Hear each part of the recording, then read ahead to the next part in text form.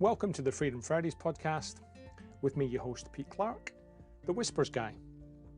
Work seems to expand to the time that we give it.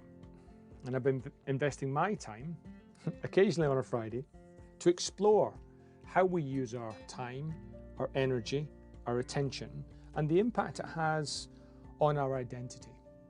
I've been exploring over season 1 some of the mindset shifts in the handcuffs of I have to the freedom of I choose to. And I've shared some conversations, some tips, some tools about how you might want to invest your own time, your own energy, your own attention, how you might want to, if you choose to, make some changes to your identity, how you might have freedom from I have to and design a life around I choose to. If that's of interest to you, then this is the podcast for you. Welcome to this week's edition of Freedom Fridays podcast, where I have, I was going to say, an unusual guest. It's not that, well, actually, it is quite unusual. He's been a previous guest, and he's an old colleague, a dear friend, who I would probably put on my list if I needed support or a get out of jail free card. I would do it for him, and I hope he might do it for me. So please welcome to the podcast, Mr. Steve Ellis.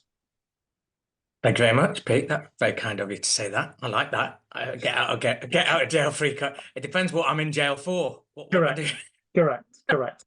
Now, Steve, we chatted last time a bit about a very personal transformation you've gone through, and we can link the podcast to the notes. But what's interesting is you've now gone on and done something quite extraordinary and quite, some would say, risky and adventurous and inspiring, and that's what I'd love to talk about, and where it's led you. Which might be more weird, but yeah, which might be more. Yeah. So, post a very personal transformation, what have you done recently? So the transformation was because I've been diagnosed as pre-diabetic, right? So I had the transformation to do with shifting my diet around, which has continued. So that's good. I've got a few moments of falling off the log, but so I'm not sure the transformation is yet at the identity level, but it's behavioral. So that's continued. But and that was taking place, I guess, from about, what was it, April last year through to, well, it's still going on. October last year, my wife and I walked to Everest Base Camp, which was a sort of, bucket list thing, and thoroughly enjoyed it. And an amazing experience, journey, destination, arguably, in 2 weeks, a mini version of life, a hero's journey in 2 weeks kind of stuff. Wow. So yeah, it was amazing. Was it Deb's bucket list or your bucket list, or did you inspire each other?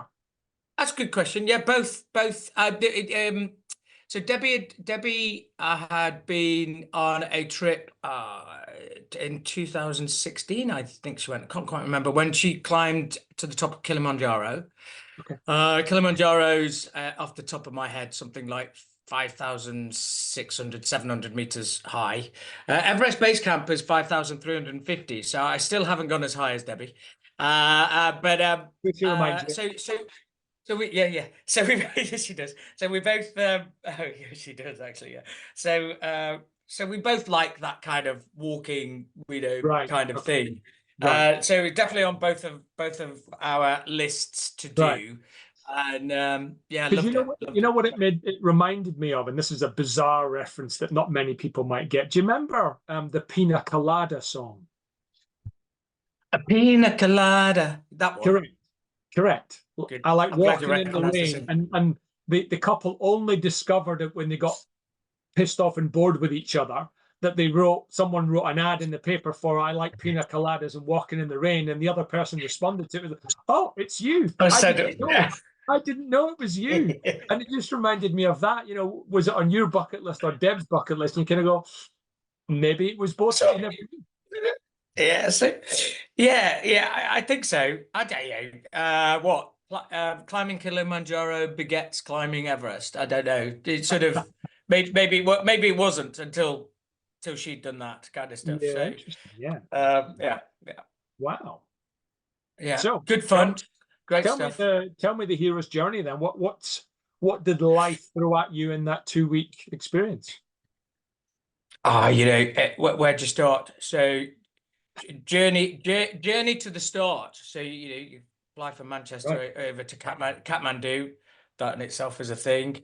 Kathmandu to a place called Lukla. That's amazing. Lukla is, I believe, folklore has it, both the smallest airport and the most dangerous airport in the world. It's on the mountainside, and the planes that fly into Lukla Airport don't have a navigation system, so the pilots are using literally their eyes. So mountain to the left, mountain to the right, mountain in front of me. Got to land somewhere in the middle of these things on a tiny runway.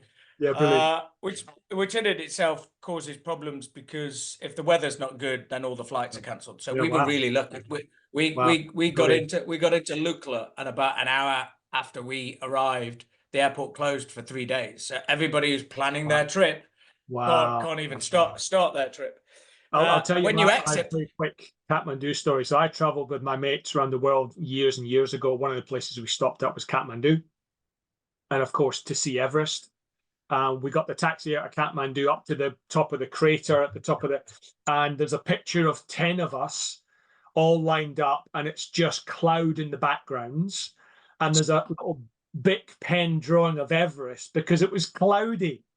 The only day we were there, it was cloudy. We couldn't see it, but the guides were saying, "Oh, it's over there. It's over there." Over there." And you're gonna go, "Okay, I believe you." Okay, good. Yeah. Well, if it's not on the photograph, it never happened. So that was great. And Lukla, the interesting thing is about flying out of Lukla. So when you fly out, you literally the aeroplane revs up its wheels so fast, it's like, and then releases the handbrake, sets off, and it looks like it literally it falls off the runway at the end. It's like that's pretty scary. So from there, there's a group of people which make it super special. We were lucky, I guess, that the people that we were walking with were just eclectic, interesting, variable, kind, nice, supportive. Just a fabulous group of people from all walks of life that I just found super interesting. And your best you take that hero salad.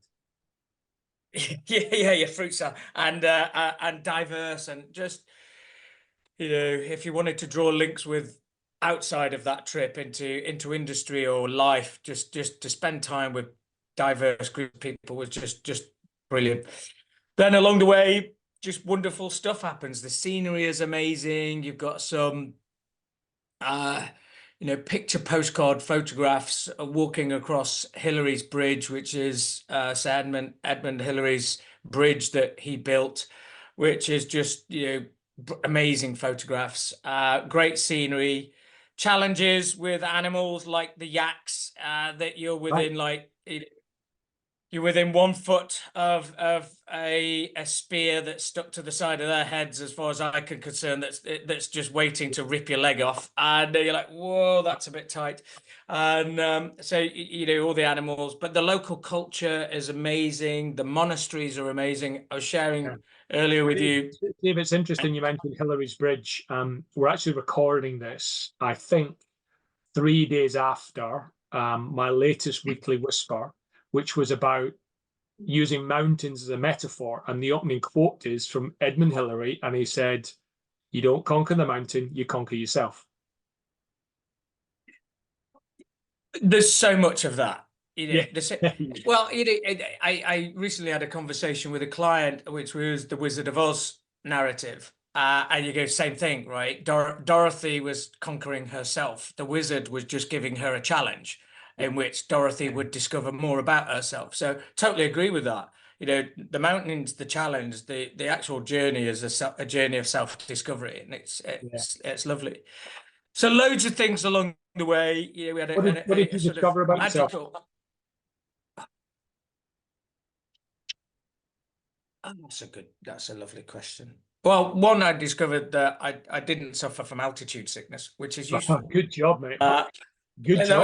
was good. So that's useful for what happens next, really. So I didn't suffer from altitude sickness. I I'm pretty tolerant of I'm pretty tolerant of very cold conditions at night. I can live without a shower for quite a while because that's necessary. I'm okay with drop down toilets. I can converse with people. I can feel comfortable with the unknown. Uh, I'm kinder than I thought. Wow. Uh, really, yeah. No, I'm surprised. Yeah, look, The reason I'm asking the question is because I put both of us in a large bucket of people that have been deeply introspective and thoughtful about how we operate, how we show up. It's kind of what we teach, right? And so to ask the question, what did you learn about yourself? And there's tons coming out. It's kind of a surprise, but not a surprise. As in, just putting yourself and colliding with the world means I'm going to learn different things. But for you to say I'm kinder than I thought. That's an interesting contrast, my friend. look, I think I'm driven. I know I'm driven. I know I'm competitive. I know I'm ambitious. I know I'm introspective, and I can pay attention to how I'm showing up. Uh, and I think I'm empathic. Kind's a different thing. Uh, kind is somewhat setting aside a personal goal, setting aside that what might have been a primary motive for something or somebody else. I wouldn't say I did that throughout the entire trip, but there was moments along the journey where I went, actually, whatever you want right now to get from A to B or to go and see that or do that isn't quite as important as helping this person to do whatever they need to do, right? Yeah. There was a bit more of that showed up than perhaps ordinarily. So maybe the context enabled that, but Yeah, thank you for maybe sharing. some of it. Thank you for sharing. Did you do anything in preparation? And we did a bit of walking around the park, you know. Look, we're Debbie and I are both relatively fit. We do a lot of exercise and gym work and stuff like that, and we're fortunate enough to have a place that we go to in the Alps in Yeah. France periodically. So we're able to avail ourselves of walking around some mountains and stuff. But nothing particularly. No. You told me you went to the Cairngorms, Scotland. No, that was post. That was after Oh, we went on the course. trip. So Oh, sorry. yeah, yeah, which probably leads us into what next, right? So Well, one of the things. so quickly tell us what next, and then tell us the Cairngorm story. Then we'll pivot to what next because it was Yeah. Yeah. So what next? So it wasn't a what next. It was a seed that was germinating before we even went to base camp. And the brilliant. seed that was germinating before we went to base camp was I would like to climb to the top of Mount Everest, 8,848 meters to the top of Mount Everest. A little part of going to base camp was I've never been above 2,500 meters. I've been 2,500 meters or 3,000 meters in the Alps. I've never been up there. Debbie's been to Kilimanjaro. She knows what 5,700 meters looks like. I've not. I don't know. So let's use this trip to base camp as a who knows. All the things I'd read it was pretty arbitrary. You can't necessarily train for it, and so let's go and see how I respond. So did all right, as I mentioned earlier. No altitude sickness. So now I'm going right. I'm doing it right. So 2026, I'm now climbing to Mount Everest. And then you start doing what we know we should do, which is we start telling people in order to put it out into the universe, in order to create some commitment. And so I'll start telling people, and you start getting some range of feedback, like you're an idiot, don't do it. Yeah, my mom says, right, I'm not talking to you, kind of stuff, and until you change your mind, and all of that kind of stuff. And there's some very useful stuff that says A bit like your question, did I do any preparation for it? So you've got to prepare for the Everest, right? You got to do some stuff I because reckon I reckon so. It's a bit more not complicated. turning up So in a gorilla suit. no, well, it's funny you mentioned that. The journey to base camp, the range of preparation there. I mean, we had some people in our group, bless them, that didn't even have a waterproof jacket, and you're like, well, I'm sure. Anyway, so there are different degrees of preparation. Clearly, there's some complexity to climbing Mount Everest, which includes you've got to walk across the Khumbu Icefall, which is basically a glacier which has got lots of crevices, and therefore you need to walk across ladders. There's altitude, there's avalanche risk, there's using oxygen, there's using ropes. There's a little bit more complexity to it. So I decided to book myself onto a mountaineering course in the Cairngorms for a week. So I did that in February of this year, which was just brilliant. And but it was quite revealing. It's quite revealing of an absence of knowledge and an absence of expertise, or an absence. So one of the funny stories was right at the intro when we were all sat in the lecture theatre and the guides that we were with wanted to assess where everybody was at in the group, and I think again there was about 10 of us or something in the group. So one of the guide's opening questions was, I want to know two things. I want to know what boots do you have? What are your boots? And I want to know when was the last time you wore any crampons? And Wow. and I think the first person said, tell me you didn't say like Adidas World Cup or Puma Kings or something. I've got some Nikes.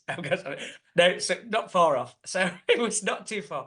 So the first person sort of responds and says, well, I've got some B2s. And I went, well, that sounds quite technical. I've got some B2s. And the last time I wore them was when I was on a trip to Patagonia. And then the next person says, well, I've got some B3s. And I last wore my crampons when I was climbing Mont Blanc in the Alps. And everybody went around with these amazing details of their latest trips to anywhere, and I'm sitting there going, I have no idea what kind of boots I've got. I only bought them last week. So I literally turned to the group and say, well, I don't know what my boots are, lifted my legs up and said, these are them. And somebody went, they are B2s. I went, okay, good. I didn't know that. And the last time I wore my crampons was yesterday in the garden. So that's yeah. So I was definitely the lowest common denominator in the group. Are you the example that we've talked about before of being the motivated idiot? I was definitely motivated and lacked knowledge, skills, wisdom, anything. So it was it was a great week. There was a lot of lessons learned. So that was fantastic. And the Cairngorms were just amazing. One other lovely story around that week was so we had three guides to begin with, two guides for the majority of the week, Jamie and Adele, not that Adele, and I think it's about day 3, day 4 of a 5 or 6 day trip. We're climbing up the Cairngorms, and there's a group ahead of us, and this one the instructor in the group ahead of us turned around, looked at our group, and then spoke loudly to her group and said, ladies and gentlemen, stop what you are doing. We are in the company of greatness. Which obviously I sort of looked up and went, how does she know? And she said, recognize me. You're in the company of greatness. And I'm going, what? Ladies and gentlemen, let me introduce you to Adele Pennington. And we all look at Adele, who's been coaching us and guiding us for the last 3 days. Adele Pennington is the first British woman to climb Mount Everest twice. And there's this, it gives me goosebumps. This lady's 5 foot tall. She climbed Mount Everest as a guide twice. She guided people to the top of Mount Everest twice. And her humbleness with regards to that achievement, it was profound. Never once did she mention it. Never once did she mention it. And then upon being quizzed from that moment on, tell me more, tell me more, tell me more. Never once was it positioned as an ego thing at all. it was only ever in her dialogue with me, it was only ever a discovery thing. It wasn't an ego thing. It was always helping others discover our own capability and actually enjoy the mountain. Don't enjoy the top, just enjoy the mountain. Enjoy being in that environment. Now, enjoy being in that environment for a sustained period of nearly 2 months whilst getting to the top and then getting successfully down to the bottom. But just enjoy it rather than only enjoy it if you do. There's no if to it. If I get to the top, I'll be happy. That wasn't. So it was. She was amazing, amazing. Adele Pennington, look her up. She's just amazing lady. Wow. As was Jamie. So yeah, we had two Yodas and as guides. They were legends. They were amazing. Yeah, wow. So yeah. So now you're going to the top. If you get there. By the aeroplanes, yeah. So I've got another step on the journey. 2025. I'm climbing to the top of a mountain called Island Peak. So Island Peak takes us to, I think it's 6,200 or 6,250 meters. So a lot higher, but it's similar to Everest in the sense that it's technical and you've got to walk across ladders and you've got to use ropes and you've got to know what you're doing. And I've committed to making sure I'm not that person that slows everybody down, that person that is the cause of those photographs that everybody sees online with loads of queues of people trying to get to the top. So I'm not going to be that person. So more learning and more training to prepare myself for Everest 2026. Wow. At the age of 56. Just on that, those pictures that we've all, or most of us seen of the queues going up to the top of Everest, is that caused by one person? No, there's a bit of a misread on some of those photographs. Yeah. So I mean, only always these days. There's a yes that delays can be caused, particularly at the Hillary Step. The Hillary Step, which is just above the south summit, ahead of the summit, is quite technical. And if people are anxious, nervous, or have low knowledge, that's going to slow things down a little bit. It's also very narrow. And because it's very narrow, it's very difficult to have people going up and people coming down. So inevitably, it's a delay point. The misread is that nobody is walking fast at that point. Nobody's walking. Everything above 8,000 meters to the peak, which is 8,848 and a little bit, is called the death zone. And the death zone is where there's so little oxygen that at a cellular level you are dying, right? Statistically, there's a sort of 1 in 100 chance of mortality if you attempt Everest. If you're successful, i.e. if you get to the top, that statistic gets worse. It's 4 in 100, so it's 1 in 25. And the primary reason for that increasing is the successful people have been in the death zone for longer. And actually, it's harder to get down because you've been in the death zone for longer. Nobody is walking very fast at that point. Everybody's struggling with their breathing and just putting one foot in front of the other. So inevitably, it's going to show up as a queue. And many people in that queue are grateful. I just want to, there's no rush here, everybody. Let's just steady away. But of course, that is complicated. That queue is complicated if there's a problem in the queue. If there's somebody struggling or somebody doesn't quite know what they're doing. So don't want to be that person. The window to summit and therefore desummit is quite narrow. Yeah. I mean, and it's tough. So you've gone from Camp 3 to Camp 4. That's been a heck of a trek, right? You get to Camp 4, which is at 8,000 meters, just arguably at the just entering the death zone. You probably sleep for 3 hours, and 8,000 meters to 8,848. That's 848 meters of elevation. It's probably about 3-4 kilometers distance to get to that elevation. It's smaller. It's smaller than Snowdon for anybody in the UK. That Snowdon's 1,000 meters, right? So you've just got to climb Snowdon, right? I climbed Snowdon in 2 hours, 2.5 hours, relatively easy. This is going to take 9, 10, 11, 12 hours Just to climb, to do that last bit, right? On 3 hours sleep, having trekked the day before. And then you've got to get down, and you want to get down past the 8,000 meter camp. So you want to get down to the 7,000 meter camp. So that day, with very little sleep, with very little oxygen, you might be walking, trekking for 15 more hours that day. 9 hours, 10 hours, 11 hours to the summit in that queue. And then getting back down past that queue to a place below or outside of the death zone. That's a tough day.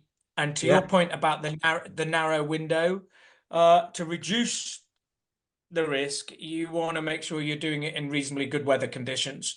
And then the reason why people it takes 2 months to climb Everest is actually you go up, down, up, down, up, down, up, down, up, down to acclimatize over and over again. And you're also practicing, but you're also trying to find the right weather window. And that weather window might only be 3 days. And obviously if you're at base camp at the start of that, you've got to go base camp, camp 1, camp 2, camp 3, camp 4, summit. So you might not be in the right place at the right time for that 3-day window. You would hope in that 3 days, you're somewhere around base camp 3 or camp 4. Well, you want to be at camp 4 during that window in order to get to the summit. So yeah, everybody's looking at the weather to hit that window, and there might be 400 people that have got a license to climb Everest that season to the top. People have got a license to climb to different levels, and therefore you've got 400, 500 people all in that window trying to get to the top. And how many of those with a license don't get to the top? Either weather conditions that's a good, or too many people. Question. I don't know. I could look. I suspect. I don't know. That's a great question. I'd be making it up. I'd be guessing. So I don't know the answer to that. Steve, I don't know if I've shared this with you. One of the things I learned out here in Australia, because obviously the mindset stuff that we've done. Australia's probably most famous mountaineer is a guy called Michael Groom.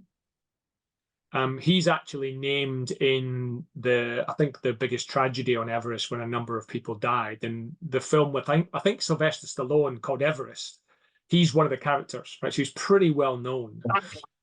And he tells this phenomenal story. I think it was his second ascent, and he's like 400 meters from the top, which now, having heard a little bit about your experience, is like huge.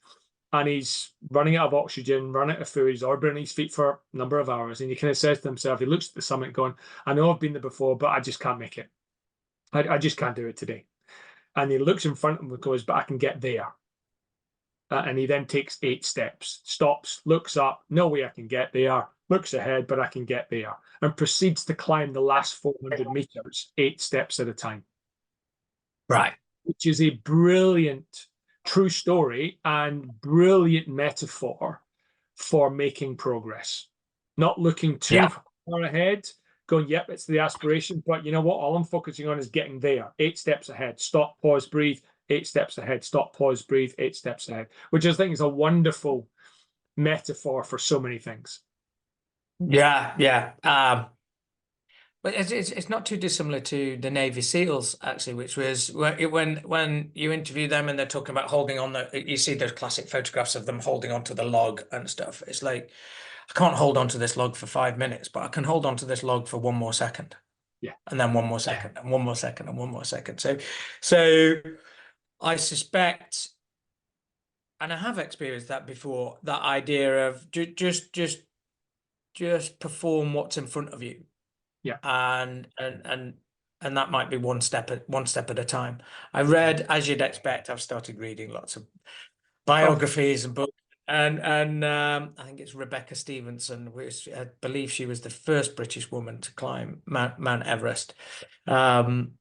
she set herself the goal of 100 steps, making sure doing 100 steps each time, and tells the story that's a lot harder. That's a lot easier to tell yourself you're going to do than it was to do. So broke it down even further, right? So break it down into those chunks.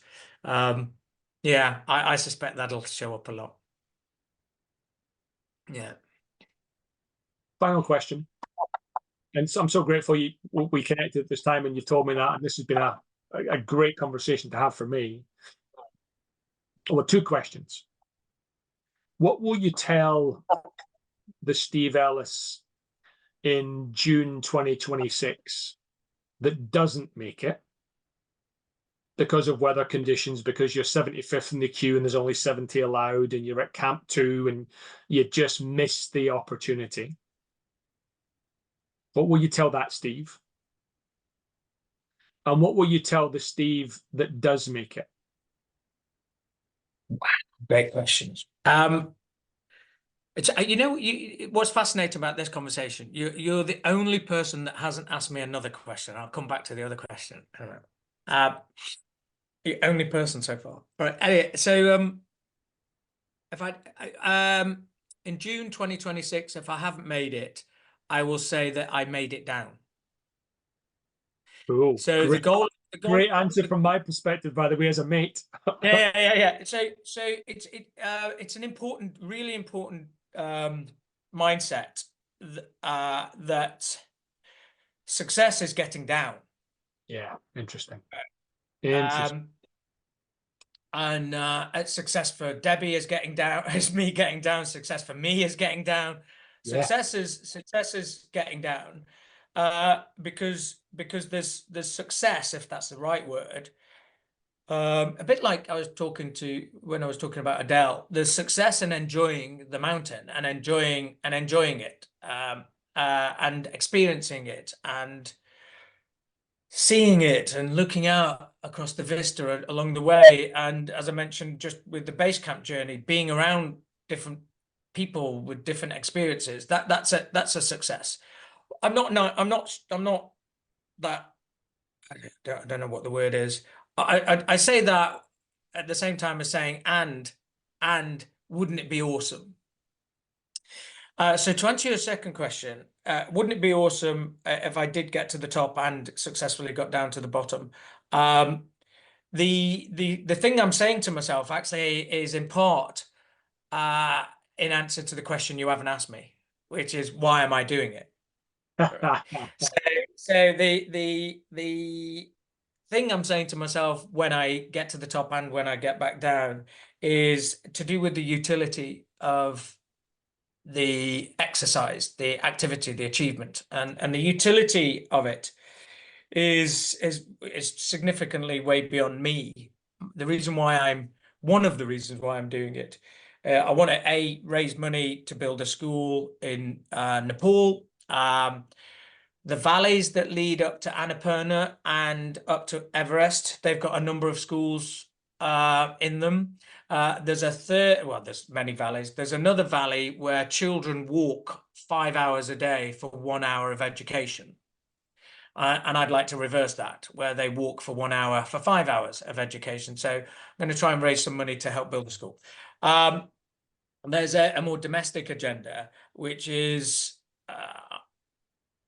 and this sort of is Steve's chip on his shoulder to some extent. There are thousands of children in the UK whose daily narrative that they receive, for whatever reason, maybe you and I know the important role that environment plays in people's psychology.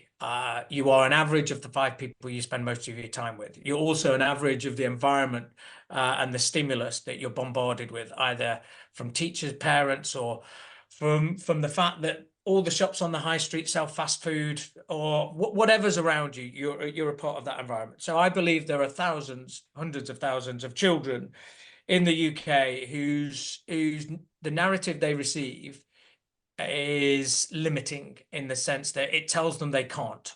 It tells them they can't become a racing driver. They can't set up a business. They can't.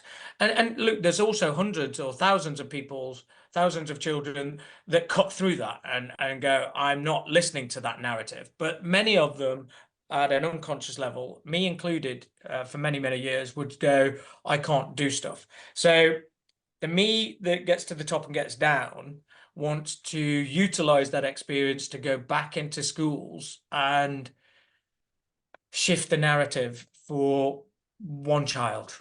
It'd be great if it was 100 kids. It'd be great if it was 1,000 kids whose narrative might be can't to could or can. So that's the intention behind one intention. As there's other egocentric reasons, and there's lots of, but those are the two sort of erstwhile things. So I'll be saying, well done. How are you going to use this? Will be probably the sentence. Wow. I'm blown away and inspired, and bless you, sir. One for the doing of it, and one for the impact it will have on, assuming you get down, or having many people. Yeah. I might leave a letter just in case I don't, saying the same thing, though. Because if you don't get down, I wonder what if the fear is whether that impacts 100 people in my life and they start reining back on their ambitions because they've got an experience that says you shouldn't. And I wouldn't want anybody to rein back on their ambition. So isn't that a really interesting conundrum?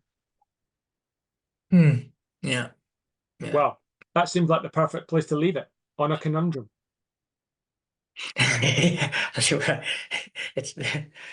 That's life. That's life. Steve, it's been beautiful, wonderful, inspiring, energizing, and just having such a bit of a laugh and a riff with you about this stupid bloody thing that you've chosen to do. Indeed. Thank you so much for sharing. Cheers, mate. Thank you.